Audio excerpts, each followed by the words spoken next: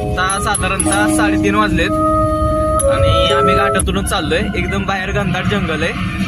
आमच्या इथून आता साधारणतः 50 किलोमीटर आणखी हरिश्चंद्रगड फोर्ट बाकी आहे डिस्टन्स. आणि आम्ही आता एकदम घनदाट जंगलातून जातोय आणि काय नाही बघूया आता पुढे.